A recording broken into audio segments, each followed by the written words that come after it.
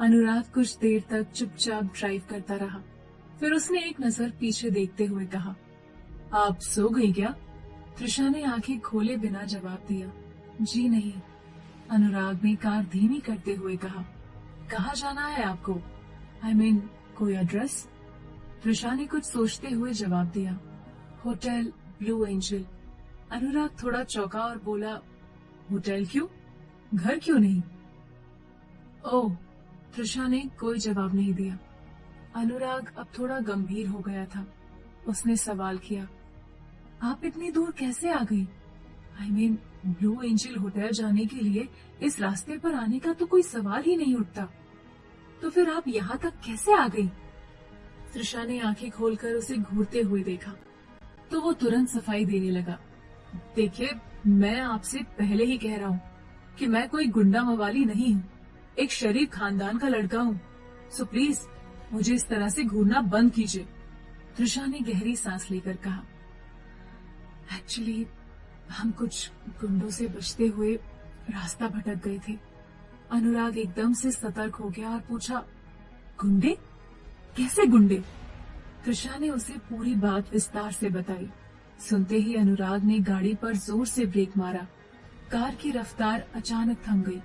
उसने मानवी की ओर देखा, फिर हैरान होकर बोला, oh my God, I can't believe this. इतनी छोटी बच्ची के साथ ऐसी घटिया हरकत। वैसे इसका नाम क्या है? त्रिशा ने बच्ची की ओर देखते हुए कहा, मानवी। अनुराग ने चिंतित होकर कहा, इसका मतलब मानवी का किडनैप हुआ है। आप उसे इस तरह से अपने साथ नहीं रख सकती। त्रिशा ने दृढ़ स्वर में कहा, इतनी बड़े शहर में हम इसे अकेला नहीं छोड़ सकते। अनुराग ने सहमति में सर हिलाते हुए कहा, I know, I mean to say, अगर इसके पेरेंट्स इसे ढूंढते हुए आपके पास आए तो आपको प्रॉब्लम हो सकती है। आई थिंक हमें पुलिस कंप्लेन करनी चाहिए। उसके बाद अगर पुलिस परमिशन दे तो आप मानवी को अपने साथ रख सकती हैं। त्रिशा ने शांत लेकिन मजबूत आवाज में कहा, पुलिस कंप्लेन तो हम भी करना चाहते हैं, लेकिन मानवी को अपने साथ रखने के लिए हमें किसी की परमिशन की जरूरत नहीं। अनुराग ने नरम लहजे में कहा, इतनी आसानी से आपको मानवी की कस्टडी नहीं मिलेगी। फिर भी मैं अपनी तरफ से पूरी कोशिश करूंगा कि मानवी आपके साथ रहे। त्रिशा ने हल्के से सिर हिलाया और कहा, थैंक्स। अनुराग ने फिर गाड़ी स्टार्ट की और कार सड़क पर तेज रफ्तार से दौड़ने लगी। उधर विक्की शहर के हर कोने में त्रिशा को ढूंढ रहा था। कई जगहों पर पूछताछ करने के बाद भी उसे कोई सुराग नहीं मिला। थका हारा वो अपने घर पहुंचा। विक्की की माँ आरती जोशी ने उसके चेहरे की हालत देखी तो फौरन उसके पास आई और बोली, क्या बात है विक्की, तेरा चेहरा इतना उतरा क्यों है? विक्की बिना कुछ बोले अपने कमरे की ओर चला गया। विक्की बिना कुछ बोले अपने कमरे की ओर चला गया। तभी कुलजीत भी आ गए। आरती ने चिंतित होकर पूछा, अरे इसे क्या हुआ? बात भी नहीं की, सीधे रूम में चला गया। कुलजीत ने हल्के कटाक्ष से कहा, उसे क्या होगा? हाँ, उसकी वजह से दूसरे लोग जरूर परेशान होते हैं। आरती ने आंखों में चिंता लाते हुए कहा, अब आप ऐसी बातें क्यों कर रहे हैं? कुलजीत ने अनमने स्वर में कहा, कुछ नहीं। वो विकी के कमरे में चले गए और गंभीर स्वर में पूछा, कुछ पता चला त्रिशा का? विकी ने निराश होकर कहा, नो डैड, आई थिंक हमें पुलिस की हेल्प लेनी चाहिए। 6 बजने वाले हैं, त्रिशा दोपहर से गायब है। कहीं उसके साथ कुछ गलत हो गया तो मैं अपने आप को कभी माफ नहीं कर पाऊंगा डैड। कुलजीत गुस्से से बोला, अगर उसकी इतनी ही चिंता थी तो उसे वहां अकेला छोड़कर आए ही क्यों, ये जानते हुए भी कि मुंबई उसके लिए नया शहर है। विकी ने संयम रखते हुए कहा, डैड आप मुझे बाद में डांट लीजिएगा, पर प्लीज अभी मेरे साथ पुलिस स्टेशन चलिए। कुलजीत ने जवाब दिया, तुम चलो, मैं कॉल करके आता हूँ। विकी ने अधीरता से कहा, डैड कॉल आप बाद में भी कर सकते हैं। कुलजीत ने समझाते हुए कहा, विकी पुलिस में कंप्लेन करने से पहले एक बार रणविजय को इस बारे में इन्फॉर्म करना चाहता हूँ, क्योंकि आज ही त्रिशा ने ऑफिस ज्वाइन किया है और आज ही उसका किडनैप हो गया है। अगर पुलिस में कंप्लेन होती है तो पुलिस सबसे पहले पूछताछ करने ओवरऑल इंडस्ट्रीज ही आएगी, इसीलिए रणविजय को सब कुछ पता होना जरूरी है। विकी ने धीरे से कहा, ओके डैड। कुलजीत ने रणविजय को फोन लगाया। उस वक्त रणविजय एयरपोर्ट के अंदर प्रवेश कर रहा था। उसने कॉल रिसीव किया और कहा, हेलो। कुलजीत ने गंभीर आवाज में कहा, कहाँ हो तुम? मुझे तुमसे कुछ जरूरी बात करनी है। रणविजय ने फौरन अंदाजा लगाया और पूछा, क्या बात है अंकल, कुछ परेशान लग रहे हैं आप? कुलजीत ने कहा, हाँ बात ही कुछ ऐसी है, लेकिन मैं तुमसे मिलकर बात करना चाहता हूँ। रणविजय ने बताया, लेकिन मैं तो अभी एयरपोर्ट आया हूँ किसी जरूरी काम से। अगर बात इतनी ही इम्पोर्टेंट है तो आप मुझे अभी बता सकते हैं या फिर मेरे आने का वेट कीजिए। कुलजीत ने सीधे शब्दों में कहा, त्रिशा का किडनैप हो गया है। रणविजय चौंक पड़ा। व्हाट? ये क्या कह रहे हैं आप? अभी कुछ घंटे पहले ही तो मुझे सिद्धिविनायक में मिली थी वो। कुलजीत ने गंभीरता से कहा, हाँ सिद्धिविनायक से ही उसका किडनैप हुआ है। मैंने सोचा पुलिस कंप्लेन करने से पहले एक बार तुम्हें इन्फॉर्म कर दूं। रणविजय ने फौरन कहा, ओके आप पुलिस स्टेशन पहुंचिए, मैं जल्दी पहुंचता हूँ। रणविजय ने कॉल डिस्कनेक्ट किया और चारों तरफ नजरें घुमाकर किसी को ढूंढने लगा। तभी उसके पीछे से किसी ने उसके कंधे पर हाथ रखा। रणविजय ने मुड़ते हुए कहा, कीर्ति तुम कब आई? कीर्ति ने उसे गले लगाते हुए जवाब दिया, जब आप फोन पर किसी को इंस्ट्रक्शंस दे रहे थे। रणविजय ने मुस्कुराते हुए उसकी कान खींचते हुए कहा, अच्छा इंस्ट्रक्शंस? हाँ रुक अभी बताता हूँ तुझे।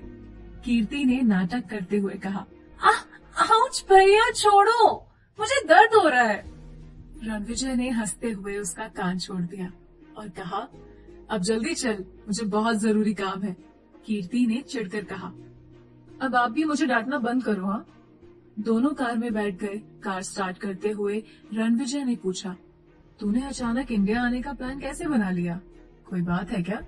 कीर्ति ने मुस्कुराकर कहा, क्या भाई आप भी ना, बस मन किया सबसे मिलने का तो आ गई। रणविजय ने संजीदगी से कहा, ओके अगर ऐसा है तो तू बिल्कुल सही टाइम पर आई है। कीर्ति ने जिज्ञासु होकर पूछा, अच्छा वो कैसे?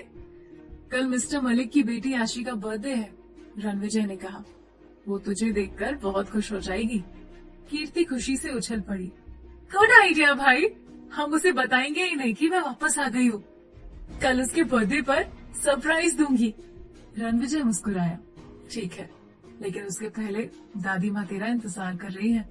आपने बता दिया कि मैं वापस आ रही हूँ? कीर्ति ने उत्सुकता से पूछा। नहीं, रणविजय ने सिर हिलाया। मैंने सोचा उन्हें भी एक सरप्राइज दूं। ये तो बहुत अच्छा किया आपने, कीर्ति ने मुस्कुराते हुए कहा। रणविजय ने कहा, लेकिन उससे पहले मुझे एक जरूरी काम करना है, फिर हम घर चलेंगे। ओके? ओके। कीर्ति ने हामी भरी। अनुराग ने गाड़ी पुलिस स्टेशन के बाहर रोकी। त्रिशा, पुलिस स्टेशन आ गया, उसने कहा। दोनों गाड़ी से उतरे। मानवी अब भी सो रही थी। त्रिशा ने उसे अपनी गोद में उठाया और अंदर चली गई। हेलो मिस्टर अनुराग, कहिए कैसे आना हुआ? इंस्पेक्टर ने कहा। मुझे एफआईआर करवानी है इंस्पेक्टर साहब। अनुराग ने कहा। ठीक है, आप लोग बैठ जाइए। इंस्पेक्टर ने कुर्सियों की ओर इशारा किया। अनुराग और त्रिशा चेयर पर बैठ गए। अब बताइए, क्या एफआईआर करवानी है आप लोगों को? इंस्पेक्टर ने कहा। अनुराग ने त्रिशा की तरफ देखा। त्रिशा ने इंस्पेक्टर को सारी बात विस्तार में बताई। इंस्पेक्टर ने गंभीर होते हुए कहा, देखिए मैडम, आपकी बताई गई बातों के अनुसार ये किसी ह्यूमन ट्रैफिकिंग का मामला लगता है। अगर आप चाहती हैं तो मैं केस फाइल कर सकता हूँ, लेकिन इसमें आपकी जान को भी खतरा हो सकता है, क्योंकि ऐसे केसेस में वो कुछ रुक कर बोला। आई थिंक आप समझ रही हैं कि मैं क्या कहना चाहता हूँ। अनुराग ने सिर हिलाते हुए कहा, आई अंडरस्टैंड इंस्पेक्टर कि आप क्या कहना चाहते हैं, लेकिन हम भी एफआईआर सिर्फ इसीलिए करवाना चाहते हैं ताकि कल को अगर इसके पेरेंट्स इसे ढूंढते हुए आए तो कोई प्रॉब्लम ना हो और ये बच्चे अपने पेरेंट्स तक आसानी से पहुंच जाए। ठीक है, इंस्पेक्टर ने हामी भरी। मैं एफआईआर लिख लेता हूँ, आप यहाँ साइन कर दीजिए मैडम। त्रिशा ने एफआईआर पर साइन कर दिया। इंस्पेक्टर साहब, त्रिशा ने दृढ़ स्वर में कहा, हम चाहते हैं कि आप उन 2 लड़कों को ढूंढें जिन्होंने मानवी के साथ ऐसी हरकत की। ऐसे लोगों को सजा मिलना बहुत जरूरी है। आज तो हमने मानवी को बचा लिया, लेकिन कल को अगर उन्होंने यही हरकत किसी और के साथ की तो उन्हें कौन बचाएगा? आपका काम है ऐसे लोगों को पकड़ना, उन्हें सजा देना। और रही बात हमारी, तो हम अपनी रक्षा खुद कर सकते हैं। इतने बड़े शहर में वो 2 लड़के हमें कहाँ ढूंढते फिरेंगे? लेकिन अगर वो हमारे हाथ लग गए तो उनका क्या होगा, ये तो हम भी नहीं जानते। ठीक है मैडम, इंस्पेक्टर ने कहा। मैं अपनी तरफ से पूरी कोशिश करूंगा, लेकिन उसके लिए हमें इस बच्ची का भी बयान लेना होगा। मानवी अभी काफी डरी हुई है इंस्पेक्टर, अनुराग ने कहा। बयान देने की हालत में नहीं है। हम कल आते हैं मानवी को लेकर, आप कल उसका बयान ले लीजिएगा। ठीक है, इंस्पेक्टर ने कहा। मिस्टर अनुराग, अगर आप भी एफआईआर पर साइन कर देते तो केस और स्ट्रांग हो जाता। अनुराग ने सर हिलाया और चुपचाप एफआईआर पर साइन कर दिया। अब इस केस के मामले में जब भी आप दोनों को बुलाऊं, आप दोनों को आना पड़ेगा, इंस्पेक्टर ने सख्ती से कहा। ओके इंस्पेक्टर, चलता हूँ, बाय, अनुराग ने कहा और त्रिशा के साथ बाहर की ओर बढ़ा। जैसे ही बाहर निकले, अनुराग रुक गया। त्रिशा, मैं अपना फोन अंदर ही भूल आया हूँ, तुम चलकर गाड़ी में बैठो, मैं फोन लेकर आता हूँ। ओके, त्रिशा ने कहा और गाड़ी की तरफ बढ़ गई। अनुराग वापस पुलिस स्टेशन के अंदर चला गया। मिस्टर अनुराग, आप फिर आ गए? इंस्पेक्टर ने हैरानी से पूछा। इंस्पेक्टर, मुझे आपसे कुछ जरूरी बात करनी है। जी कहिए, इंस्पेक्टर ने गंभीर स्वर में कहा। इंस्पेक्टर साहब, अनुराग धीमे और ठहरे हुए स्वर में बोला, अगर आपको उन दोनों लड़कों के बारे में कुछ भी पता चलता है तो आप सबसे पहले मुझे इन्फॉर्म करेंगे, ना कि त्रिशा को। इंस्पेक्टर ने जिज्ञासा से पूछा। ठीक है, लेकिन क्या मैं इसकी वजह जान सकता हूँ? आपने ये तो कहा था कि ह्यूमन ट्रैफिकिंग का केस लगता है, तो इसमें जाहिर सी बात है खतरा भी बहुत है। मैं नहीं चाहता कि त्रिशा किसी भी तरह की मुसीबत में फंसे। अनुराग कुछ पल रुका, फिर गंभीरता से कहा, यस, आई कैन अंडरस्टैंड, इसीलिए तो मैंने उन्हें इस केस से दूर रहने के लिए कहा था। इंस्पेक्टर ने कहा, लेकिन वो मानी नहीं। इंस्पेक्टर साहब, केस तो अब चलेगा ही, आप उन दोनों को ढूंढने की पूरी कोशिश कीजिए, लेकिन जैसा मैंने कहा उस बात का भी आपको ध्यान रखना होगा। अब मैं चलता हूँ, थैंक यू। इधर रणविजय ने त्रिशा को फोन ट्राई किया। फोन की बेल जाने लगी। उधर त्रिशा का फोन विकी के हाथ में था। स्क्रीन पर रणविजय का नाम चमकता देख वो घबरा गया। ये लड़की फोन क्यों नहीं उठा रही है? रणविजय ने चिढ़ते हुए कहा। कौन सी लड़की भाई? कीर्ति ने जिज्ञासा से पूछा। रणविजय ने झुंझलाते हुए कहा, तू कुछ देर चुप रहेगी कीर्ति? कीर्ति ने मुस्कुराते हुए अपने मुंह पर उंगली रख ली और चुपचाप बैठ गई। रणविजय ने फिर से कॉल किया, लेकिन विकी ने कॉल रिसीव नहीं किया। रणविजय बार बार कॉल करने लगा। ये बड़े भाई बार बार कॉल क्यों कर रहे हैं? विकी बड़बड़ाया। त्रिशा फोन क्यों नहीं उठा रही है? रणविजय परेशान हो उठा। कीर्ति ने धीरे से उंगली हटाई और पूछा, ये त्रिशा कौन है भाई? रणविजय ने उसे गुस्से से घूरा। कीर्ति, फिर से अपने मुंह पर उंगली। रणविजय ने उसे गुस्से से घूरा। कीर्ति ने फिर से अपने मुंह पर उंगली रखकर खिड़की के बाहर देखने लगी। रणविजय ने एक और बार कॉल किया। इस बार विकी ने कॉल रिसीव किया। कहानी में क्या होगा आगे जानना चाहते हैं अपने सारे सवालों के जवाब? तो सुनिए सीईओ की जिद्दी मोहब्बत, सिर्फ और सिर्फ प्रतिलिपि एफएम पर। अनुराग कुछ देर तक चुपचाप ड्राइव करता रहा। फिर उसने एक नजर पीछे देखते हुए कहा, आप सो गई क्या? त्रिशा ने आंखें खोले बिना जवाब दिया। जी नहीं, अनुराग ने कार धीमी करते हुए कहा। कहाँ जाना है आपको? आई मीन, कोई एड्रेस? त्रिशा ने कुछ सोचते हुए जवाब दिया, होटल ब्लू एंजल। अनुराग थोड़ा चौंका और बोला, होटल क्यों, घर क्यों नहीं? ओह, त्रिशा ने कोई जगह के पेरेंट्स इसे ढूंढते हुए आपके पास आए तो आपको प्रॉब्लम हो सकती है। आई थिंक हमें पुलिस कंप्लेन करनी चाहिए। कहिए, कैसे आना हुआ? इंस्पेक्टर ने कहा। मुझे एफआईआर करवानी है इंस्पेक्टर साहब। अनुराग। हेलो, कहाँ हो तुम त्रिशा? रणविजय ने पूछा।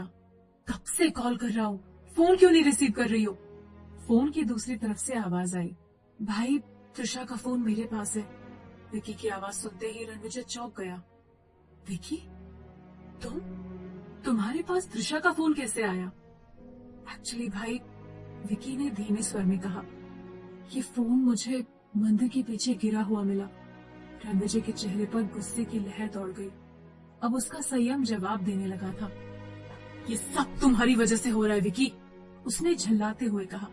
त्रिशा तुम्हारे साथ गई थी ना, तो ये तुम्हारी जिम्मेदारी थी कि तुम उसे सही सलामत वापस होटल छोड़ो, लेकिन तुमने तो लापरवाही की हद पार कर दी। अगर त्रिशा को कुछ भी हुआ ना, तो मुझसे बुरा कोई नहीं होगा, ये बात ध्यान रखना। रणविजय ने गुस्से से फोन काट दिया। कुछ पल सोचने के बाद उसने जल्दी से नैना को कॉल किया। हेलो नैना, कहाँ हो तुम? उसकी आवाज अब भी सख्त थी। सर, ऑफिस में ही हूँ, बस निकल रही थी। ओके, रणविजय ने कहा। मेरे कैबिन में जाओ, वहाँ त्रिशा ने जो फॉर्मेलिटी पूरी की है उसकी फाइल होगी, उसमें त्रिशा की फोटो है। वो फोटो मुझे सेंड करो राइट नाउ। ओके सर, नैना ने जवाब दिया। रणविजय ने कॉल डिस्कनेक्ट कर दिया। उधर ऑफिस में विनय नैना के पास आया। क्या हुआ? किसका फोन था? इतनी घबराई हुई क्यों लग रही हो? रणविजय सर का फोन था, नैना ने जवाब दिया। बहुत गुस्से में लग रहे थे। उन्होंने न्यू कैंडिडेट त्रिशा भारद्वाज की फोटो मांगी है। विनय ने हंसते हुए कहा। क्या बात है, हमारे रणविजय सर इस न्यू कैंडिडेट में कुछ ज्यादा ही इंटरेस्ट दिखा रहे हैं। शट अप विनय, नैना ने उसे घूरा। सर बहुत गुस्से में थे, मैं उन्हें फोटो सेंड करके आती हूँ। नैना ने जल्दी से त्रिशा की फोटो रणविजय को सेंड की। रणविजय के फोन में मैसेज की बीप हुई। उसने मैसेज चेक किया। त्रिशा की फोटो देखते ही उसके चेहरे पर हल्की सी मुस्कान आई। कीर्ति जो पास ही बैठी थी उसे मुस्कुराते देख चौंक गई। भाई को क्या हुआ? कीर्ति ने खुद से बुदबुदाया।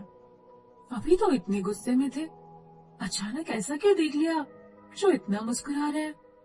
उधर अनुराग त्रिशा और मानवी को लेकर हॉस्पिटल पहुंच चुका था। हम हॉस्पिटल क्यों आए हैं? त्रिशा ने पूछा। मानवी का चेकअप करवाने के लिए, अनुराग ने कहा। कहीं उसके साथ कुछ गलत तो नहीं हुआ, या फिर उसे किसी तरह का ड्रग तो नहीं दिया गया जो उसके लिए हार्मफुल हो। और त्रिशा ने संदेह से कहा। अनुराग ने हल्के से मुस्कुराया।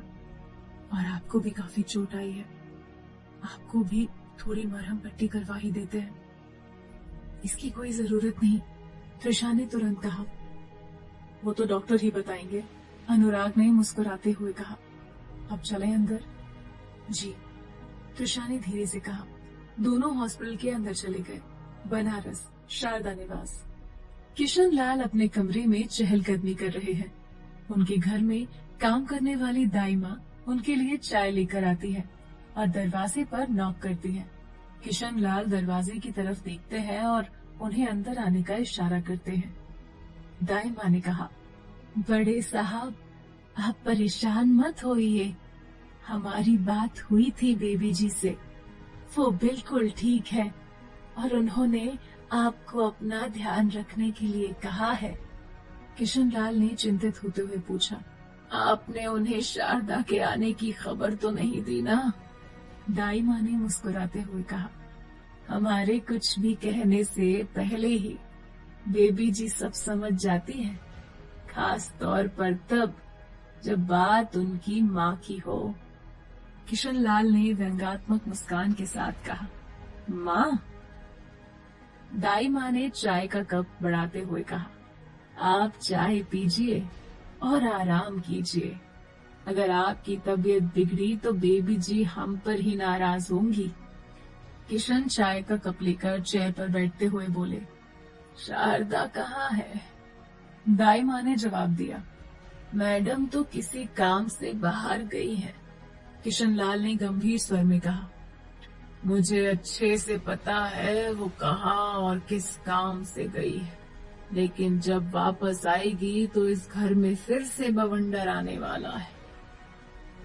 दाई माँ ने धीरे से कहा, आप आराम कीजिए, हम खाने की तैयारी करते हैं, इतना कहकर वो रूम से चली जाती है और किशन लाल शुभ को कॉल करते हैं, लेकिन उसका फोन स्विच ऑफ आता है। किशन लाल ने खुद से कहा, ये लड़का भी ना पता नहीं अचानक कहाँ गायब हो जाता है। Mumbai police station. विकी और उसके डैड पुलिस स्टेशन पहुंचते हैं। कुलजीत रणविजय को कॉल करते हैं। कुलजीत ने कहा, रणविजय हम पुलिस स्टेशन पहुंच गए हैं, तुम्हें और कितना टाइम लगेगा? रणविजय ने जवाब दिया, मुझे पहुंचने में थोड़ा टाइम लगेगा, अभी ट्रैफिक में फंसा हुआ हूँ। आप तब तक इंस्पेक्टर से बात कीजिए, मैं जल्दी ही पहुंचने की कोशिश करता हूँ। कुलजीत बोले, ओके।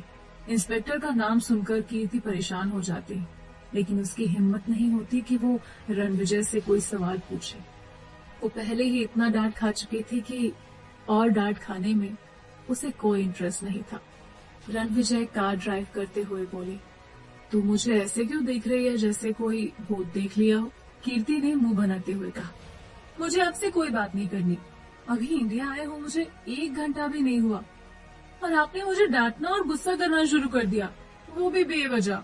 रणविजय ने कहा, कीर्ति मैं पहले ही परेशान हूँ और तू अपने सवालों से मुझे परेशान कर रही है, तो गुस्सा तो आएगा ही ना। कीर्ति ने चिढ़ते हुए कहा, तो अपनी परेशानी की वजह ही बता दो ना, कौन है वो लड़की जिसकी वजह से मेरे भाई द ग्रेट रणविजय ओबरॉय इतना परेशान हो रहे हैं? कीर्ति की बात सुनकर रणविजय अपने आईब्रो ऊपर करके उसे देखने लगता है। कीर्ति को उसे देख अपनी हंसी कंट्रोल नहीं होती। वो विंडो से बाहर देखकर किसी तरह खुद को कंट्रोल करती है। रणविजय ने गहरी सांस लेते हुए कहा, सब बताऊंगा, लेकिन घर जाने के बाद। अब और कोई सवाल नहीं, ओके? कीर्ति हाँ में सर हिलाती है, लेकिन उसकी हंसी कंट्रोल होने का नाम ही नहीं ले रही। रणविजय ने चेतावनी दी, कीर्ति अब अगर तूने फालतू में ये खीखी करना बंद नहीं किया ना, तो मुझसे बुरा कोई नहीं होगा। विकी ने पूछा, डैड हम बाहर क्यों खड़े हैं? पहले ही बहुत देर हो चुकी है, मैं और टाइम वेस्ट नहीं करना चाहता। कुलजीत बोले, मैं रणविजय का वेट कर रहा हूँ। रणविजय का नाम सुनते ही विकी परेशान हो जाता है।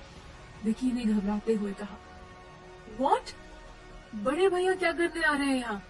कुलजीत ने गुस्से से कहा, विकी मैं एक ही बात तुम्हें बार बार नहीं समझा सकता, इसीलिए इन फालतू के सवालों में मेरा दिमाग खराब करना बंद करो। विकी मन में सोचता है, बड़े भाई तो फोन पर भी इतने गुस्से में लग रहे थे, सामने आए तो पता नहीं क्या करेंगे। डैड हम अंदर चलते हैं ना, वैसे भी बड़े भाई को टाइम वेस्ट करना पसंद नहीं, उनके आने तक आधा काम तो हो ही जाएगा। कुलजीत विकी को घूरते हुए पुलिस स्टेशन के अंदर चले जाते हैं। विकी भी उनके पीछे पीछे अंदर जाता है। इंस्पेक्टर कुलजीत जोशी को देख अपने हवलदार से कहता है, इंस्पेक्टर ने कहा, क्या बात है तावड़े, एक के बाद एक मुंबई की बड़ी बड़ी हस्तियां पुलिस स्टेशन के चक्कर लगा रही है। तावड़े बोले, सर इन बड़े बड़े लोगों का हमेशा कुछ न कुछ चक्कर चलता ही रहता है। इंस्पेक्टर बोला, तो मिस्टर जोशी पुलिस चौकी कैसे आना हुआ? विकी बोला, हमें एक कंप्लेन लिखवानी है। इंस्पेक्टर उन्हें बैठने का इशारा करते हैं। इंस्पेक्टर ने पूछा, जी क्या कंप्लेन लिखवानी है? विकी ने गंभीर होकर कहा, किडनैपिंग की। इंस्पेक्टर चौंकते हुए बोले, ओह तो ये बताइए किसका किडनैप हुआ है? विकी इंस्पेक्टर को सारी बात बताता है। इंस्पेक्टर ने कहा, देखिए मिस्टर जोशी, हम 24 घंटे से पहले किसी की भी गुमशुदगी की रिपोर्ट नहीं लिखते और अभी तक तो किडनैप का कोई कॉल भी नहीं आया, तो आप इतने यकीन से कैसे कह सकते हैं कि उसका किडनैप हुआ है? हो सकता है वो अपनी मर्जी से गई हो, किसी से मिलने, और आपको बताना भूल गई हो। विकी गुस्से से बोला, इंस्पेक्टर साहब जिस तरह की आवाजें मैंने फोन पर सुनी थी, उससे तो मुझे बिल्कुल नहीं लगता कि वो अपनी मर्जी से गई है। और दूसरी बात, वो मुंबई में किसी को नहीं जानती, तो किसी से मिलने जाने का तो सवाल ही नहीं उठता। और ये देखिए, ये फोन मुझे मंदिर के पीछे मिला है। विकी इंस्पेक्टर को फोन देता है।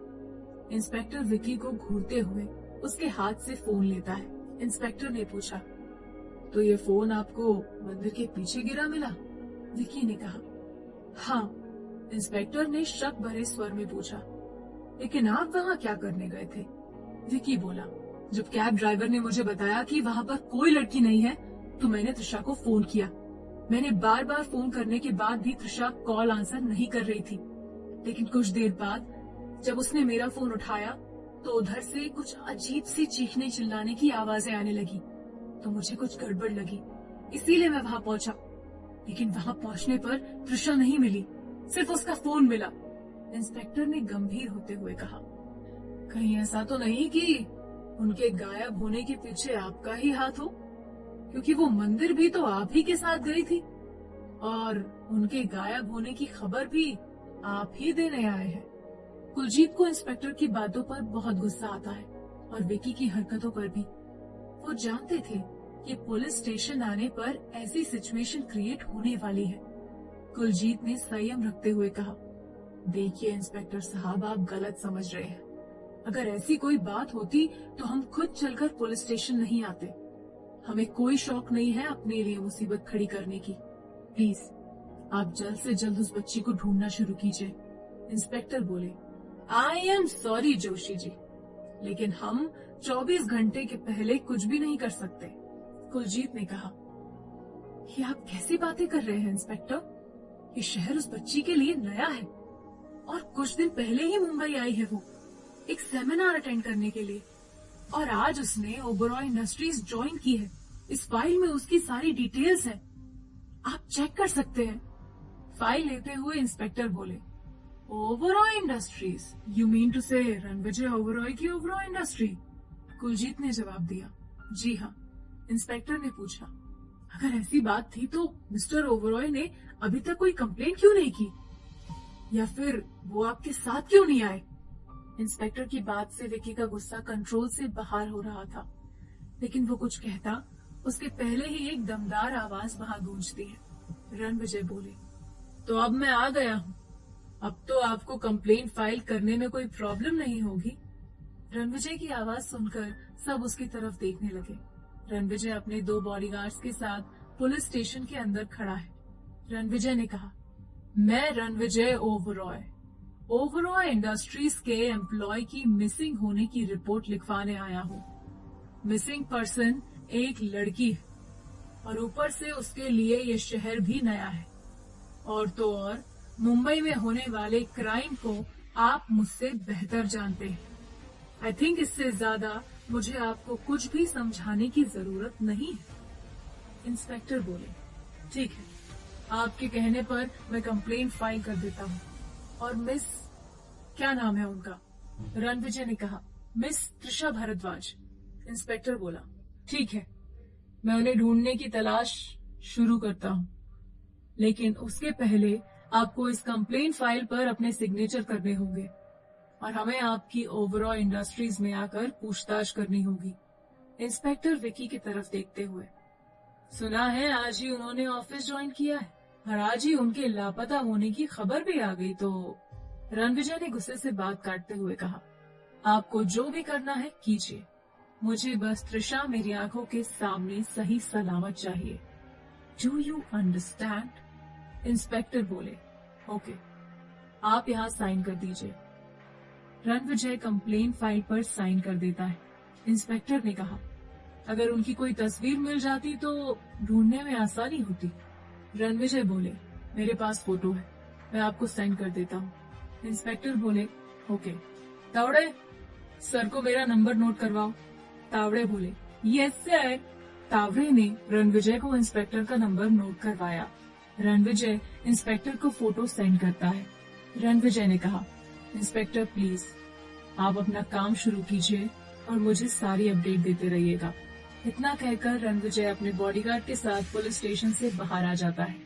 कुलजीत बोले, थैंक यू इंस्पेक्टर। चलो विकी और उसके डैड भी पुलिस स्टेशन से बाहर आ जाते हैं। कुलजीत रणविजय के पास आकर कहता है, अच्छा हुआ तुम टाइम पर आ गए रणविजय, ये तो पुलिस तो विकी को ही गलत समझ रही थी और मुझे इसी बात का डर था। रणविजय विक्की के कंधे पर हाथ रखते हुए, रणविजय बोले, तुम त्रिशा को अपने साथ ले गए थे तो उसे वापस सही सलामत होटल पहुंचाना भी तुम्हारी जिम्मेदारी थी विक्की। अगर त्रिशा को कुछ भी हुआ तो उसके जिम्मेदार सिर्फ और सिर्फ तुम होगे। विक्की को रणविजय की बातों से बहुत गिल्टी फील होता है। विक्की उदास होकर बोला, आई नो भाई, ये सब मेरी ही गलती है, मेरी ही वजह से हुआ है। मुझे उन्हें अकेला छोड़कर नहीं आना चाहिए था। रणविजय को विकी पर बहुत गुस्सा आता है, लेकिन उसे गिल्टी फील होता है। ये देख वो उसे ज्यादा कुछ नहीं कहता और वहां से चला जाता है। कुलजीत बोली, विकी तुम परेशान मत हो, त्रिशा मिल जाएगी, अब घर चलो, काफी देर हो गई है। विकी मन में सोचता है, परेशान कैसे ना हो, पता नहीं किस हाल में होगी वो। अगर उन्हें कुछ हो गया तो मैं खुद को कभी माफ नहीं कर पाऊंगा। Please God save her. Kirti car में ही बैठकर रणविजय के आने का वेट कर रही है। उसकी नजर विकी पर पड़ती है। उसे देखकर वो बहुत खुश हो जाती है। कीर्ति कार का दरवाजा खोलने वाली होती है कि रणविजय आकर ड्राइविंग सीट पर बैठ जाता है। उसे गुस्से में देखकर कीर्ति वहीं रुक जाती है। रणविजय गाड़ी स्टार्ट करता है और वहां से निकल जाता है। कहानी में क्या होगा आगे, जानना चाहते हैं अपने सारे सवालों के जवाब? तो सुनिए सीईओ की जिद्दी मोहब्बत, सिर्फ और सिर्फ प्रतिलिपि एफएम पर।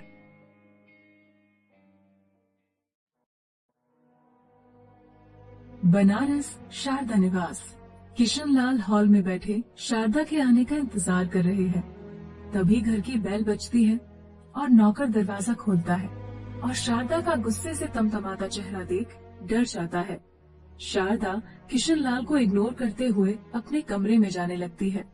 किशनलाल, क्या मैं जान सकता हूँ इतनी देर तक तुम कहाँ थी? शारदा बिना उसकी तरफ देखे जवाब देती है, किसी जरूरी काम से बाहर गई थी। किशनलाल, क्या मैं जान सकता हूँ तुम्हारा ये जरूरी काम क्या था? शारदा कोई जवाब नहीं देती। किशनलाल गुस्से से, मैं अच्छे से जानता हूँ कि तुम्हें कौन सा जरूरी काम था। मैं तुम्हारे आगे हाथ जोड़ता हूँ कि अब अपनी बेटी को बंधन में बांध कर रखने की कोशिश मत करो। वो बड़ी हो चुकी है और अपना भला बुरा खुद समझ सकती है। उसे उसकी जिंदगी उसके हिसाब से जीने दो, यही हम सब के लिए अच्छा होगा।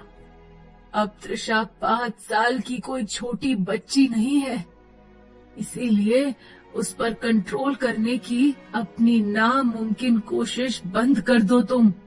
शारदा गुस्से से अपने कमरे में चली जाती है। Mumbai city hospital.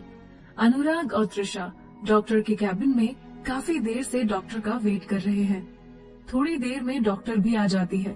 त्रिशा को परेशान देखकर डॉक्टर कहती है, डॉक्टर डोंट वरी, घबराने की कोई बात नहीं है। बच्ची के साथ ऐसा कुछ गलत नहीं हुआ है, लेकिन उसके शरीर पर कुछ निशान है। देखकर लगता है कि मारने पीटने के निशान है और वो काफी डरी भी हुई है। आपको उसका अच्छे से ध्यान रखना होगा। ऐसे केसेस में लोग फिजिकल से ज्यादा मेंटली डिस्टर्ब हो जाते हैं और ये तो छोटी सी बच्ची है, लेकिन आपके प्रॉपर केयर से वो जल्दी सब कुछ भूल जाएगी। थैंक यू डॉक्टर, हम मानवी का पूरा ध्यान रखेंगे और पूरी कोशिश करेंगे कि वो ये सब कुछ भूल जाए। डॉक्टर, गुड, उनके सारे टेस्ट हो चुके हैं, कल तक रिपोर्ट आ जाएगी। तब तक आप बस उनका ध्यान रखिए और कुछ मेडिसिन में लिख के देती हूँ।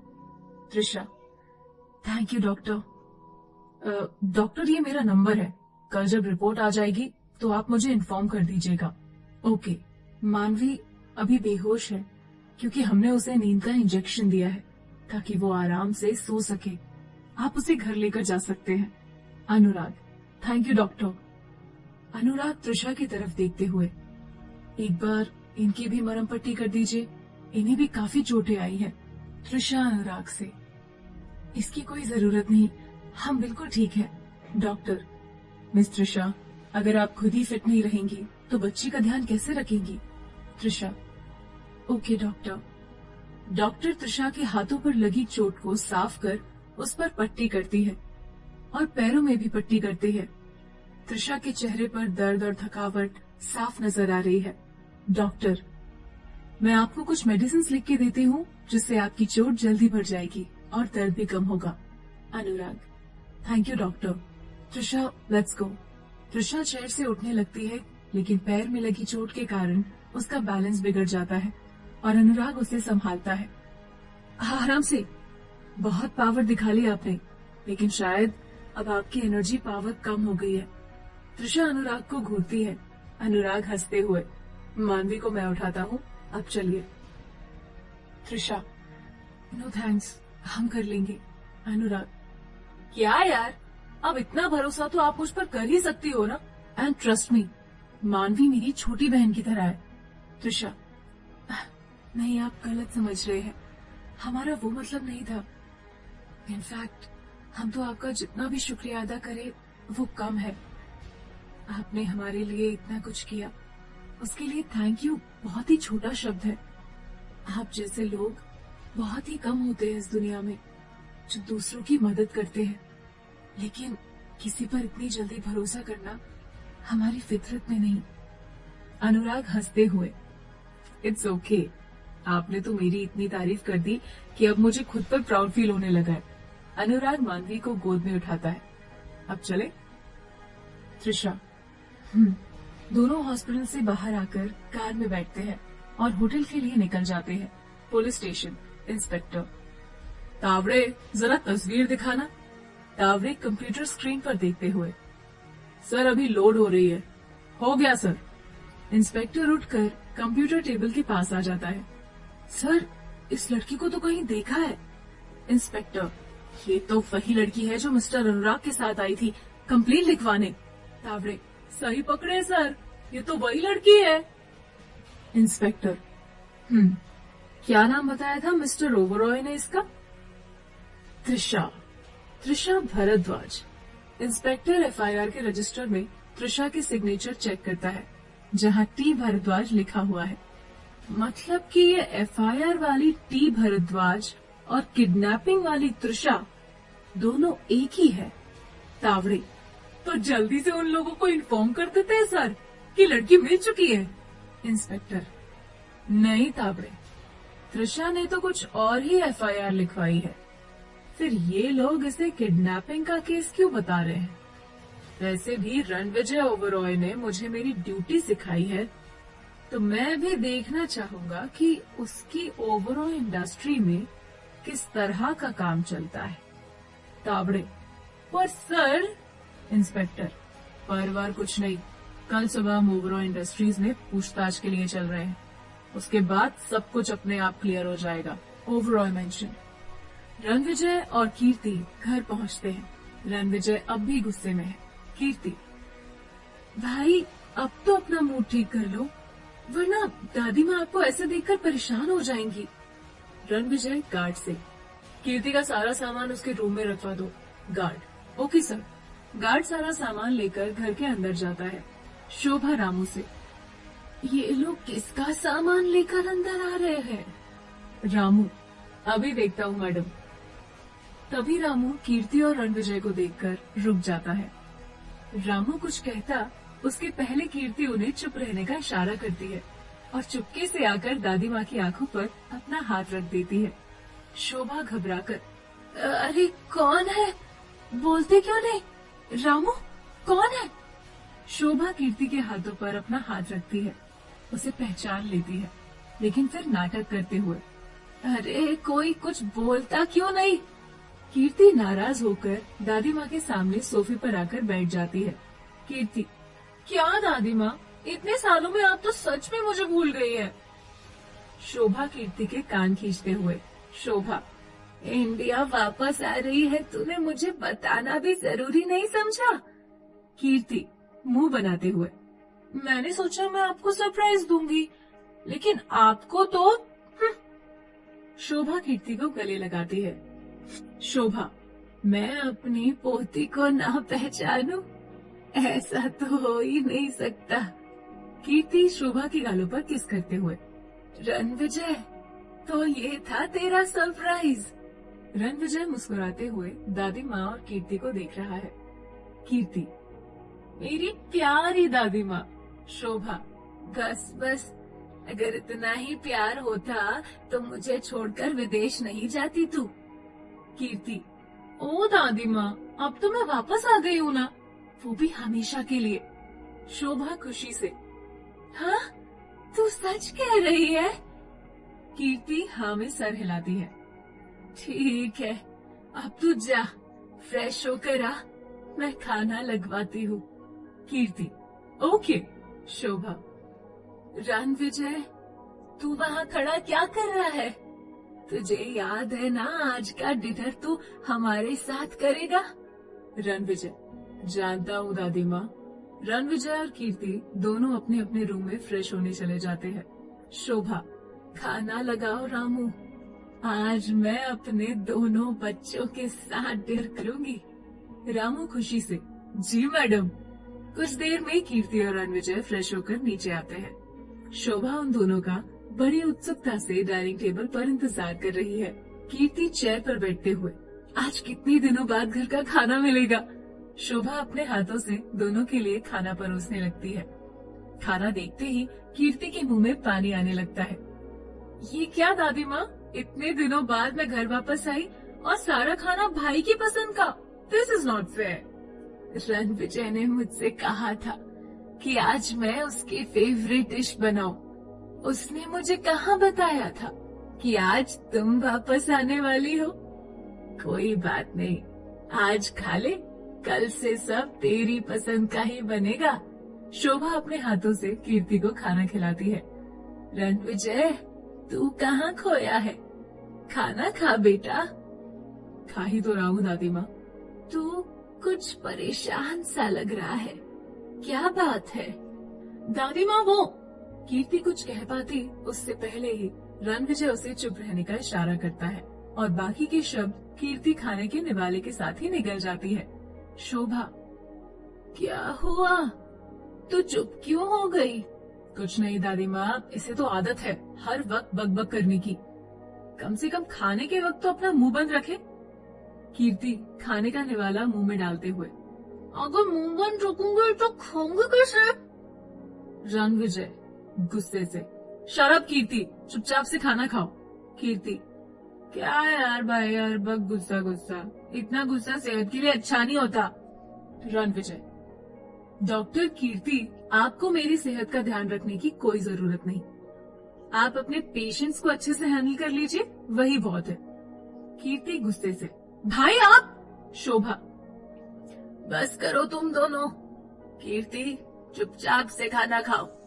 कीर्ति दादी माँ, आप भी हमेशा मुझे ही चुप कराओ। शोभा तू जानती है ना उसके गुस्से को, फिर क्यों उसे परेशान करती है? अब शांति से खाना खाओ तुम दोनों।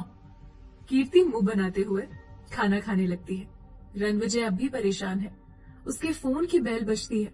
रणविजय कॉल रिसीव करते हुए, रणविजय मेरा खाना हो गया है, मैं अपने कमरे में जा रहा हूँ। हाँ बोलो रवि। रवि सर यहाँ का सारा काम हो गया है, मैं कल वापस आ रहा हूँ। रणविजय ओके। रणविजय फोन पर बात करते हुए अपने कमरे में चला जाता है। सब कुछ ठीक से समझ लिया है ना तुमने? क्योंकि अब मैं अगले महीने सीधे डील फाइनल करने ही जयपुर आऊंगा। Ravi yes sir. Ranvijay call disconnect कर देता है। अनुराग और त्रिशा मानवी को लेकर होटल पहुंचते हैं। अनुराग लीजिए, आ गया होटल। त्रिशा थैंक्स। दोनों कार से बाहर निकलते हैं। अनुराग मानवी को गोद में उठा लेता है। अनुराग चलिए, मैं आप दोनों को रूम तक छोड़ देता हूँ। त्रिशा इसकी कोई जरूरत नहीं, हम चले जाएंगे।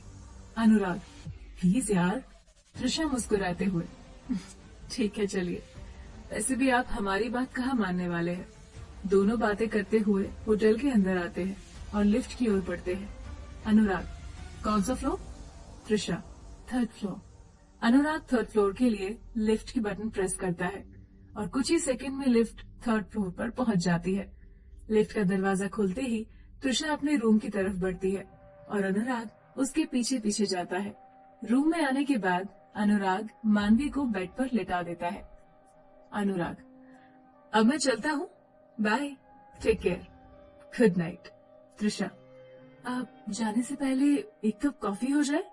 अनुराग स्माइल करते हुए of course, why not. Trisha coffee order करके फ्रेश होने चली जाती है। त्रिशा हम फ्रेश होकर आते हैं। अनुराग ओके। कीर्ति एक बाउल में खीर लेकर रणविजय के रूम में आती है। रणविजय अपनी खिड़की के पास खड़ा होकर आसमान में तारों को देख रहा है। कीर्ति खीर का बाउल टेबल पर रखकर रणविजय के सामने कान पकड़कर खड़ी हो जाती है। कीर्ति कान पकड़कर, आई एम सॉरी भाई। रणविजय उसके हाथ नीचे करके, sorry? Sorry for what? Kirti खुशी से, मतलब आप मुझसे नाराज नहीं हो? रणविजय उसको गले से लगाते हुए, बिल्कुल भी नहीं। कीर्ति भी उसे टाइटली हग करती है। कीर्ति, आई लव यू भाई, यू आर द बेस्ट। एक मिनट। कीर्ति टेबल से खीर का बाउल उठाकर लाती है। आपने खीर तो खाई ही नहीं। अपने हाथों से उसे खीर खिलाती है। रणविजय भी उसे खीर खिलाता है। रणविजय, अब जाकर सो जा, थक गई होगी ना ट्रैवल करते करते। कीर्ति, मैं नहीं जाने वाली हूँ, मुझे तो आपसे अभी ढेर सारी बातें करनी है। रणविजय, मतलब तेरा आज का कोटा खत्म नहीं हुआ? कीर्ति मुंह बनाते हुए, हाँ ही। रणविजय बेड पर बैठते हुए, पहले तू मेरे सवाल का जवाब दे। कीर्ति भी बेड पर बैठते हुए, हाँ पूछो। रणविजय, तूने दादी माँ से ऐसा क्यों कहा कि अब तू हमेशा के लिए वापस आ गई है? कीर्ति, क्योंकि मैं सच में हमेशा के लिए वापस आ गई हूँ भाई, और मैंने लंदन में अपनी जॉब से रिजाइन भी कर दिया है। अब मैं यहीं से अपना काम करूंगी। रणविजय हैरानी से, व्हाट? रिजाइन? तूने इतना बड़ा डिसीजन ऐसे कैसे ले लिया? तेरा दिमाग तो ठीक है? कीर्ति, ओह प्लीज भाई, मैंने ये डिसीजन बहुत सोच समझ कर लिया है, और मैं अब और आप लोगों से दूर नहीं रहना चाहती, बस इसीलिए मैंने वापस आने का फैसला लिया है। रणविजय कीर्ति के गाल पर प्यार से हाथ रखकर, तू सच कह रही है ना? कीर्ति रणविजय के हाथों को पकड़कर, आपसे कभी झूठ बोला है मैंने? कुछ देर खामोश रहने के बाद, भाई मुझे माँ से मिलना है। रणविजय कीर्ति के सर पर चपत लगाते हुए, रणविजय, सारे काम आज ही कर लेगी क्या? कल के लिए कुछ भी नहीं छोड़ेगी? कीर्ति, हम कल पक्का चलेंगे ना? रणविजय, कल नहीं, कल तो आशी का बर्थडे है ना, उसके बाद मैं खुद तेरे साथ चलूंगा। कीर्ति खुशी से, थैंक यू सो मच भाई। रणविजय, अब तो जाकर सो जा। कीर्ति, अभी नहीं, पहले आप मेरे सवाल का जवाब दो। रणविजय अपना फोन चेक करते हुए, कैसा सवाल? कीर्ति, वो लड़की कौन है जिसके बारे में आप कार में बात कर रहे थे? रणविजय अनजान बनते हुए, कौन सी लड़की? कीर्ति, अरे वही जिसकी वजह से आप कब से परेशान हो, और अभी भी। रणविजय को उसके फोन में अनुराग के मिस कॉल्स मिलते हैं। भाई मैं आपसे बात कर रही हूँ, आप सुन रहे हो ना? रणविजय अनुराग को कॉल करते हुए, रणविजय, तू 2 मिनट चुप रहेगी? कहानी में क्या होगा आगे जानना चाहते हैं अपने सारे सवालों के जवाब? तो सुनिए सीईओ की जिद्दी मोहब्बत, सिर्फ और सिर्फ प्रतिलिपि एफएम पर।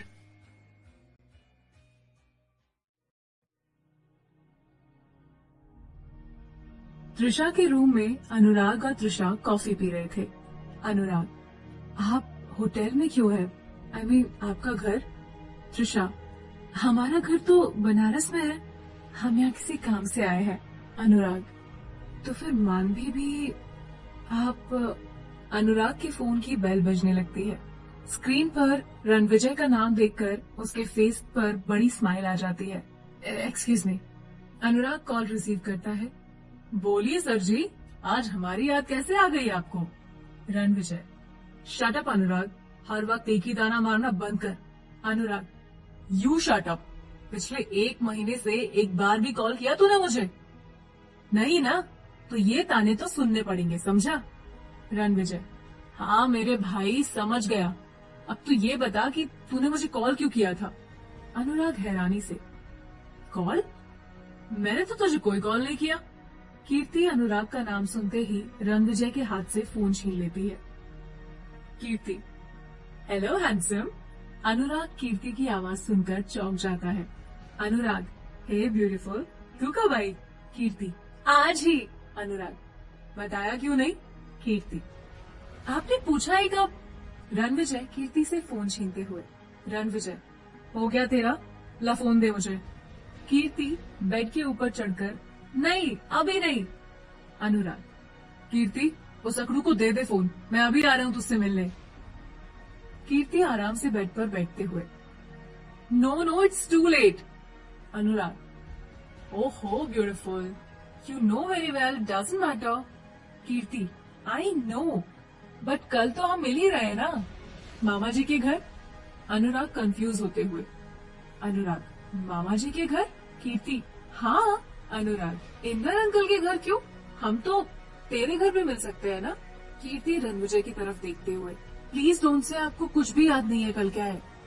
अनुराग याद करने की कोशिश करता है, लेकिन उसे याद ही नहीं आता। मैं आपसे बात कर रही हूँ। Hello, are you there?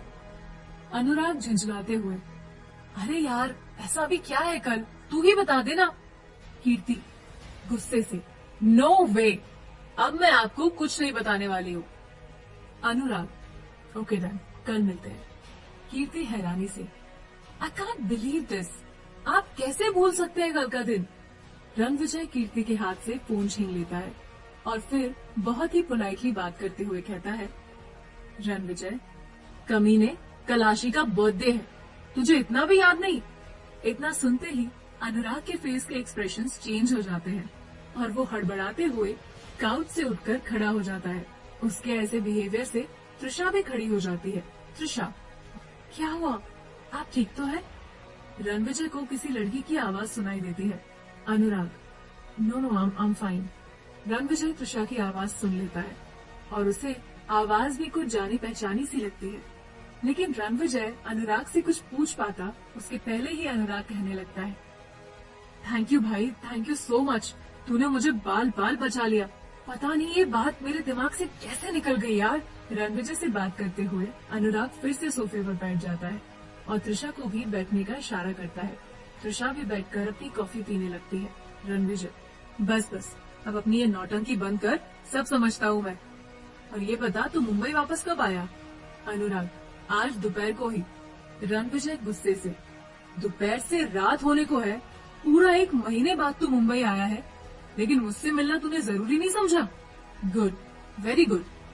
Anurag full attitude में, अबे ओए, अपना ये एंग्री यंग मैन वाला लुक ना किसी और को दिखाना, मेरे ऊपर ये सब काम नहीं करने वाला, समझा? रणविजय, मेरे कॉल ना करने पर तो तूने मुझे इतना सुनाया, लेकिन तेरी इस हरकत पर मैं क्या क्या कर सकता हूँ ये तू अच्छी तरह से जानता है। अनुराग थोड़ा नॉर्मल होते हुए, देख भाई, तेरा ज्यादा हो रहा है, now stop it on. Ranvijay, ठीक है, तू बस ये बता कि इतना भी क्या बिजी है तू कि मिलना तो छोड़, इन्फॉर्म तक नहीं किया तूने? अनुराग त्रिशा की तरफ देखते हुए, एक जरूरी काम आ गया था। रणविजय अपनी भौं चढ़ाते हुए, और क्या था वो जरूरी काम? अनुराग थोड़ा गंभीर होकर, अभी नहीं, मिलकर बताता हूँ। Ranvijay, something serious? Anurag, Ranvijay, okay, good night. Anurag, bye, good night. Ranvijay call disconnect कर देता है और अनुराग अपने फोन में टाइम देखता है। घड़ी में रात के 11:30 बज रहे थे। काफी रात हो गई है, टाइम का पता ही नहीं चला। अब मैं चलता हूँ, bye. Trisha, okay bye. Anurag दरवाजे तक जाकर वापस पलटता है। क्या हुआ, कुछ भूल गए क्या? अनुराग अपनी जेब से अपना कार्ड निकालकर त्रिशा की तरफ बढ़ाता है। अनुराग, ये मेरा कार्ड है, रख लीजिए, इसमें मेरा नंबर है, अगर जरूरत पड़े तो कॉल कर दीजिएगा। त्रिशा कार्ड ले लेती है।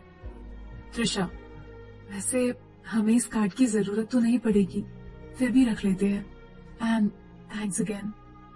अनुराग मुस्कुराते हुए, लगता है कुछ ज्यादा ही जल्दी है आपको मुझसे पीछा छुड़ाने की। त्रिशा अनुराग के इस सवाल का कोई जवाब नहीं देती, सिर्फ मुस्कुरा देती है। Okay bye, good night. Trisha, good night. Anurag चला जाता है। त्रिशा अपने रूम का दरवाजा बंद करके मानवी के बगल में आकर लेट जाती है और इतना थके हुए होने के कारण तुरंत उसकी आंख लग जाती है। ओवरऑल मेंशन, कीर्ति अभी भी रणविजय के ही कमरे में है और अपनी बातों से उसका दिमाग खराब कर रही है। रणविजय त्रिशा के लिए परेशान है, लेकिन वो कीर्ति के सामने ये बात जाहिर नहीं होने देना चाहता। रणविजय, देख काफी रात हो गई है, जाकर सो जा। कीर्ति मन में, ऐसे कैसे चले जाऊं भाई? पहले मुझे ये जानना है कि आखिर कौन है वो लड़की जिसके लिए मेरा भाई इतना परेशान हो रहा है। रणविजय। कीर्ति, मैं तुझसे बात कर रहा हूँ। कीर्ति। नहीं। रणविजय। क्या नहीं? कीर्ति। नहीं, मुझे नींद नहीं आ रही है भाई। रणविजय। तुझे नींद नहीं आ रही है लेकिन मुझे नींद आ रही है, तो चल अब भाग यहाँ से। कीर्ति गुस्से से। आप मुझे भगा रहे हो? रणविजय कीर्ति को जबरदस्ती रूम से बाहर निकाल देता है। भाई मेरी बात तो सुनो। रणविजय दरवाजा बंद करता है। रणविजय। बाकी बातें कल, अभी के लिए गुड नाइट। रणविजय दरवाजा बंद करके रूम में चला जाता है। कीर्ति गुस्से से दरवाजे पर लात मारती है। कीर्ति। Good night. कीर्ति अपने रूम में जाने लगती है कि तभी उसकी नजर शोभा पर पड़ती है जो किचन से निकल रही है। कीर्ति सीढ़ियों से होकर नीचे हॉल में आती है। दादी माँ, आप अब तक जग रही हैं? कुछ चाहिए था आपको? शोभा। नहीं, कुछ नहीं चाहिए। मेरे रूम का पानी का जग खाली था, वही भरने गई थी। कीर्ति। अरे तो मुझसे कह दिया होता, आपको आने की क्या जरूरत थी? शोभा। रहने दे, मुझे अपनी आदत नहीं बिगाड़नी। तू तो चली जाएगी वापस, फिर किससे कहूंगी मैं? कीर्ति। दादी माँ, मैंने कहा ना, मैं अब कहीं नहीं जाऊंगी आप सबको छोड़कर। कीर्ति की आंखें नम हो जाती है। शोभा कीर्ति के आंसू पोंछती है। शोभा। मेरी गुड़िया की आंखों में आंसू बिल्कुल अच्छे नहीं लगते। कीर्ति रोते हुए। I'm sorry दादी माँ। शोभा। अब रोना बंद कर। लेकिन कीर्ति का रोना बंद ही नहीं हो रहा है। चुप हो जा बेटा। रणविजय ऊपर से सब देख रहा है। कीर्ति को इस तरह रोता देख उसे बिल्कुल अच्छा नहीं लगता। रणविजय गुस्से से। अगर तू यही सब करने के लिए इंडिया वापस आई है तो तू कल ही फ्लाइट से लंदन जा रही है। रणविजय की आवाज सुनकर शोभा ऊपर देखती है, लेकिन कीर्ति अब भी रोए जा रही है। शोभा। चुप हो जा मेरी गुड़िया। रणविजय नीचे आकर कीर्ति के सामने खड़ा हो जाता है, लेकिन कीर्ति उसकी ओर नहीं देखती। रणविजय कीर्ति के आंसू पोंछता है। कीर्ति किसी छोटे बच्चे की तरह उसके सीने से लगकर और जोर से रोने लगती है। कुछ देर तक ऐसे रोने के बाद रणविजय प्यार से उसके सर को सहलाते हुए, अब बस, बहुत हुआ। मुझे ये रोने धोने वाली कीर्ति बिल्कुल पसंद नहीं। रणविजय उसे पानी पिलाता है। अब जल्दी से मेरी पहले वाली कीर्ति बन जा, जो अपनी बक बक से मेरा दिमाग खा रही थी। कीर्ति गुस्से से। भाई। रणविजय। ऐसे नहीं, स्माइल के साथ। कीर्ति मुस्कुराते हुए रणविजय को गले से लगा लेती है। कीर्ति। अब ठीक है। रणविजय। परफेक्ट। शोभा। अगर तुम दोनों का एक दूसरे पर प्यार लुटाना हो गया हो तो अब सोने चले। कीर्ति शोभा के गाल पर किस करते हुए। गुड नाइट दादी माँ। गुड नाइट भाई। कीर्ति अपने रूम में जाने लगती है। रणविजय। कीर्ति रुक। कीर्ति। अब क्या हुआ? रणविजय। आज तू दादी माँ के कमरे में सोएगी। कीर्ति। मैं ठीक हूँ भाई। शोभा। लेकिन मैं तो अपनी पोती के साथ ही सोऊंगी। कीर्ति। अच्छा ठीक है, चलिए। रणविजय। Good night. सब सोने चले जाते हैं। भरद्वाज सदन। अनुराग अपनी कार भरद्वाज सदन के गेट के पास रोकता है। गेट कीपर अनुराग को देखते ही गेट खोल देता है। अनुराग कार पोर्च में ले जाकर पार्क करता है। कार की आवाज सुनकर लाखन काका दरवाजा खोलते हैं। अनुराग घर में अंदर आता है। रागिनी भरद्वाज, अनुराग की माँ। इतनी रात को कौन है काका? अनुराग। मैं हूँ मॉम। रागिनी। बेटा तू अचानक कैसे आ गया? बताया भी नहीं, और भाई साहब नहीं आए तेरे साथ? अनुराग। शोभा मंदिर में पूजा कर रही है। कीर्ति सो रही है और रणविजय अपने रूम में रेडी हो रहा है। रणविजय रेडी होकर इंस्पेक्टर को कॉल करता है।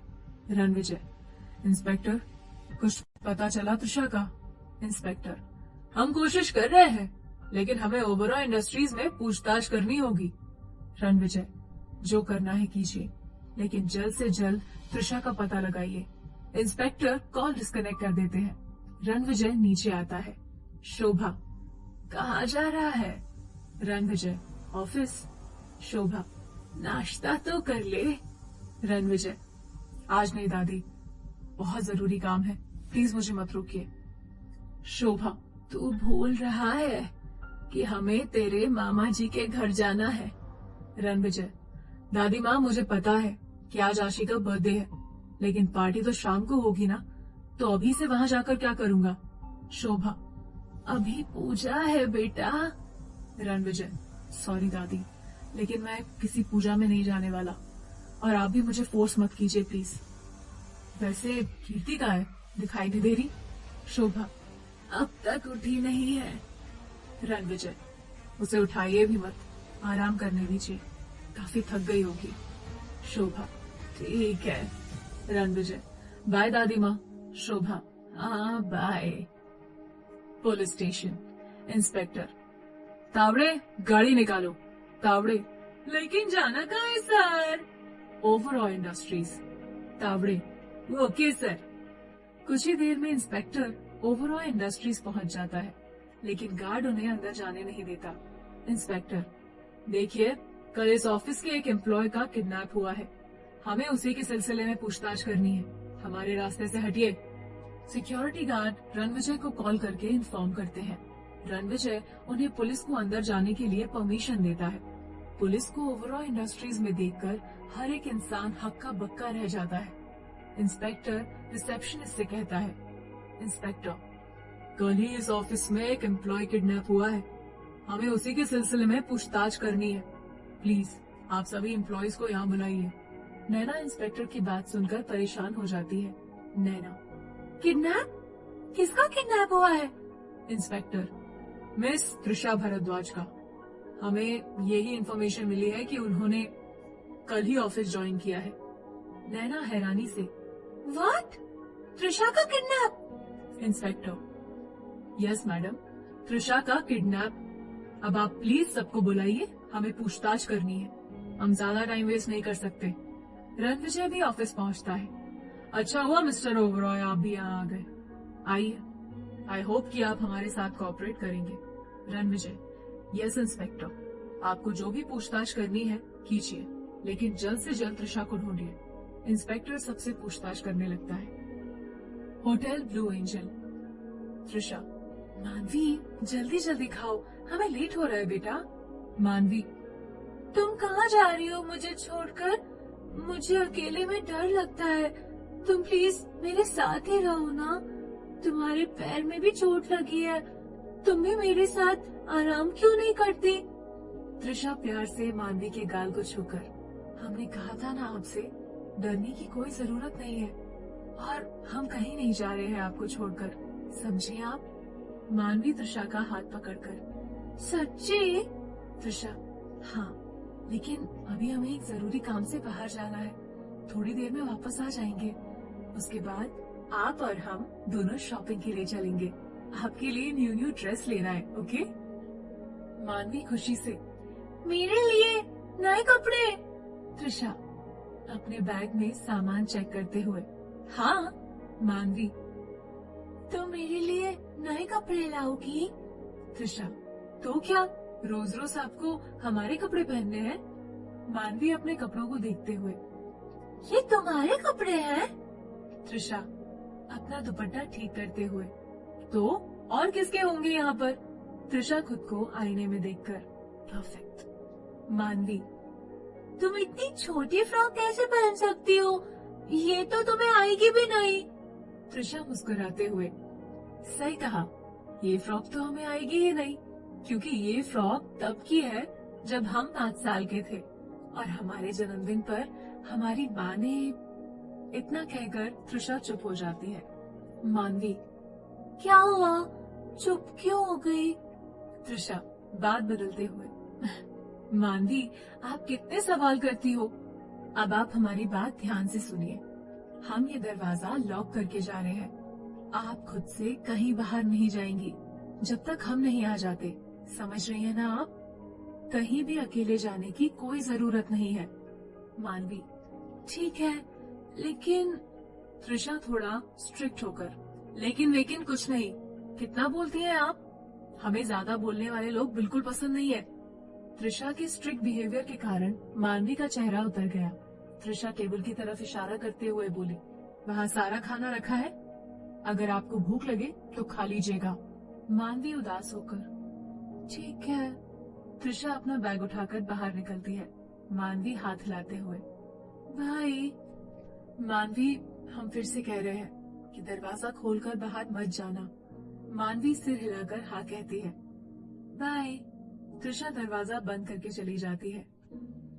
ओवरॉय इंडस्ट्रीज पुलिस अभी भी ओवरॉय इंडस्ट्रीज में पूछताछ कर रही है। सभी एम्प्लॉयज घबराए हुए हैं और कुछ आपस में बातें कर रहे हैं।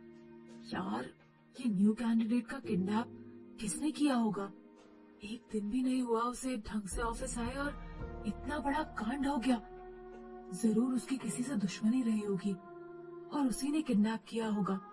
ये पुलिस खामखा यहाँ आकर हम सबको परेशान कर रही है।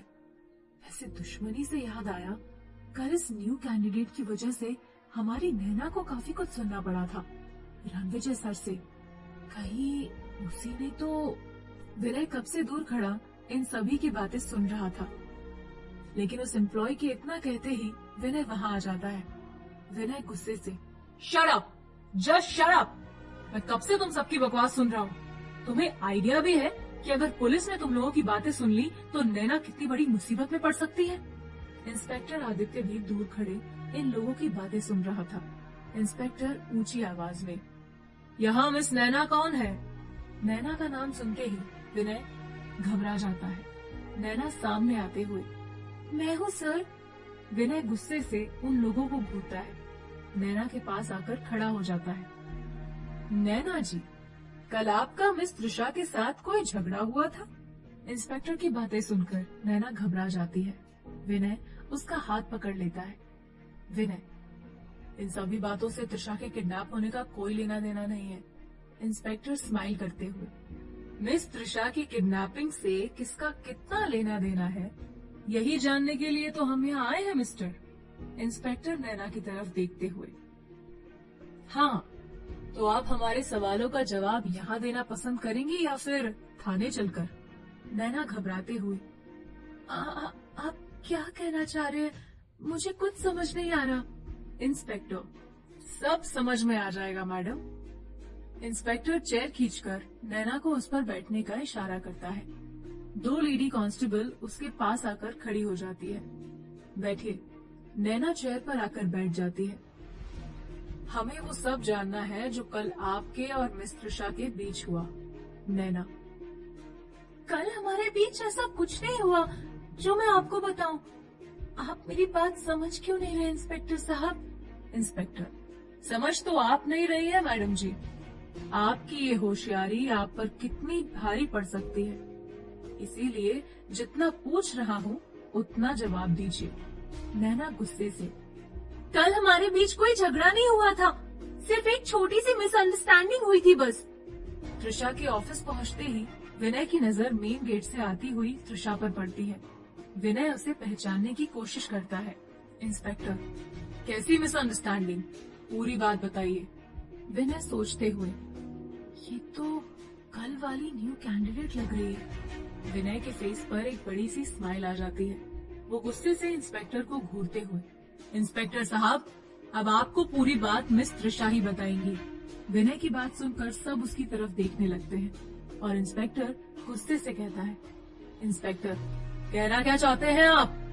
विनय मेन गेट की तरफ इशारा करते हुए, मेरी सीधी सी बात आपको समझ नहीं आ रही है इंस्पेक्टर साहब, कि अब आपको पूरी बात मिस त्रिशा खुद बताएंगी। इंस्पेक्टर मेन गेट से आती हुई त्रिशा को देखता है।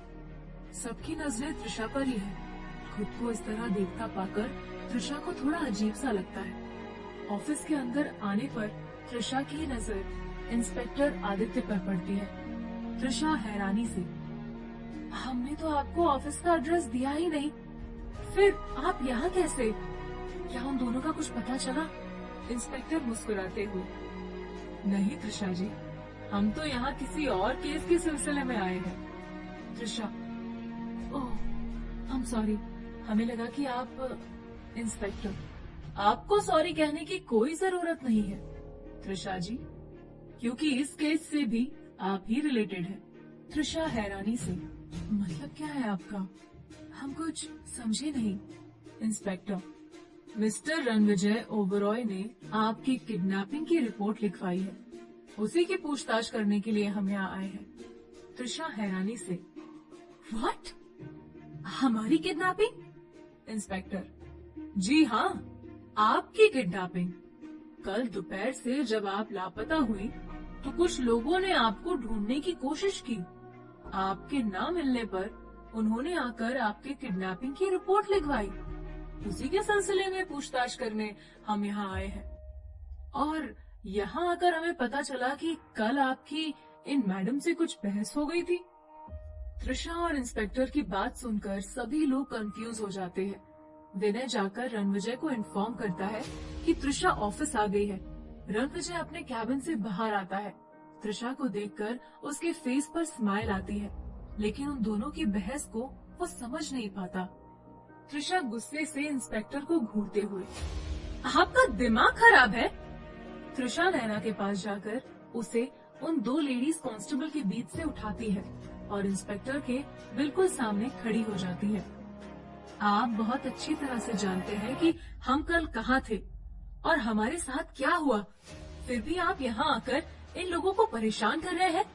इस लड़की से बेवजह के सवाल पूछ रहे हैं और इसकी इंसल्ट कर रहे हैं। इंस्पेक्टर, नो, आप गलत समझ रही हैं मैडम। हम तो यहाँ सिर्फ ये पता लगाने आए हैं कि कल जो आपके साथ हुआ उसमें और आपकी किडनैपिंग कंप्लेन का आपस में कोई कनेक्शन तो नहीं? कहीं किसी ने जानबूझकर आपके साथ कल वो सब? इंस्पेक्टर की बातों से त्रिशा को लगता है कि वो मानवी का केस घुमाने की कोशिश कर रहे हैं। त्रिशा गुस्से से इंस्पेक्टर को उंगली दिखाते हुए, हम बहुत अच्छे से समझ रहे हैं कि आप क्या करने की कोशिश कर रहे हैं, लेकिन हमने कल रात ही आपसे कह दिया था कि मानवी के केस को बिल्कुल भी घुमाने की कोशिश मत कीजिए। इंस्पेक्टर, आप गलत समझ रही हैं। त्रिशा, यहाँ खड़े होकर इन लोगों से पूछताछ करने और हमें समझाने से बेहतर होगा कि आप उन दोनों को ढूंढे। इंस्पेक्टर गुस्से से, आपको ये बताने की जरूरत नहीं है कि मुझे मेरा काम कैसे करना है। त्रिशा, अपने दोनों हाथ बांधकर, बताना जरूरी है इंस्पेक्टर साहब, क्योंकि अगर आपको आपका काम पता होता तो आप यहाँ आकर अपना टाइम वेस्ट नहीं करते, बजाय उन दोनों को ढूंढने के। इंस्पेक्टर गुस्से से, आप मेरी इंसल्ट कर रही हैं मिस त्रिशा। त्रिशा नैना की तरफ इशारा करते हुए, अभी आपने भी तो की इंसल्ट इनकी। इंस्पेक्टर, आप नहीं जानती कि आप किससे उलझ रही हैं। त्रिशा, अपनी इस वर्दी का रौब वहाँ दिखाइएगा जहाँ जरूरत है, हमारे सामने नहीं। रणविजय मन में, ये लड़की पूरी पागल है, ऐसे तो ये शांत होने से रही, मुझे ही कुछ करना होगा। रणविजय ऊंची आवाज में, all of you get back to work. सभी अपना काम करने चले जाते हैं। रणविजय इंस्पेक्टर के पास आकर, हम मेरे कैबिन में चलकर बात करते हैं। Inspector, okay. रणविजय, इंस्पेक्टर और तावड़े तीनों के कैबिन में चले जाते ही त्रिशा नैना के पास आकर, त्रिशा, आई एम सॉरी, मेरी वजह से आपकी इतनी इंसल्ट हुई। Naina, it's okay, I can understand. तुम्हारे पैर में चोट कैसे लगी?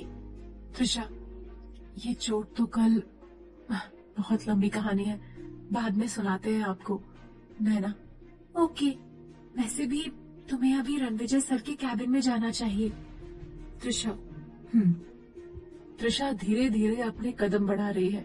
इतनी देर तक खड़े होने के कारण पैर में चोट का दर्द और भी ज्यादा बढ़ गया है। नैना त्रिशा की बाह पकड़ते हुए, चलो मैं तुम्हें छोड़ देती हूँ सर के कैबिन तक। त्रिशा, नहीं, हम चले जाएंगे, इसकी कोई जरूरत नहीं है। नैना, वो तो दिख ही रहा है, अब चले। त्रिशा, ओके। नैना त्रिशा को सहारा देकर रणविजय के कैबिन तक ले जाती है। Thanks Naina, you are welcome. Naina चली जाती है। त्रिशा डोर नॉक करती है। Trisha, may I come in sir? Ranvijay, yes come in. Trisha धीमी धीमी कदमों से चलते हुए कैबिन के अंदर आती है।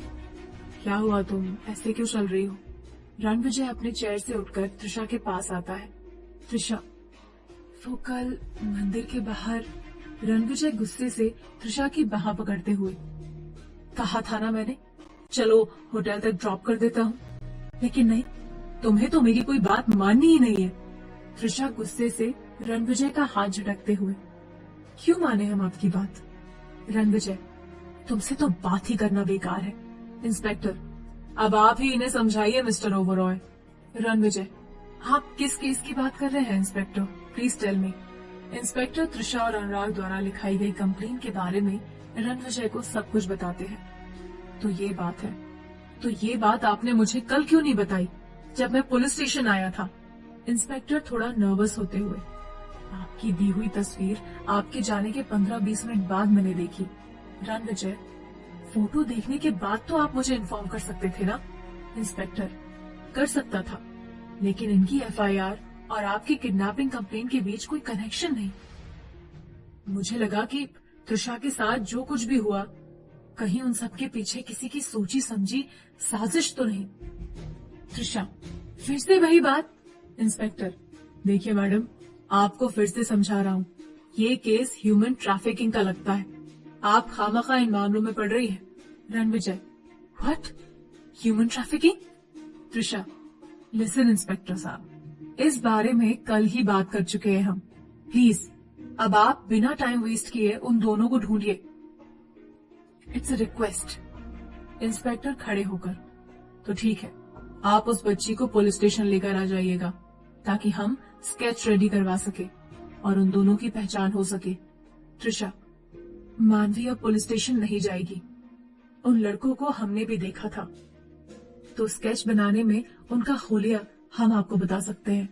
इंस्पेक्टर, तो ठीक है, आपको हमारे साथ पुलिस स्टेशन चलना होगा।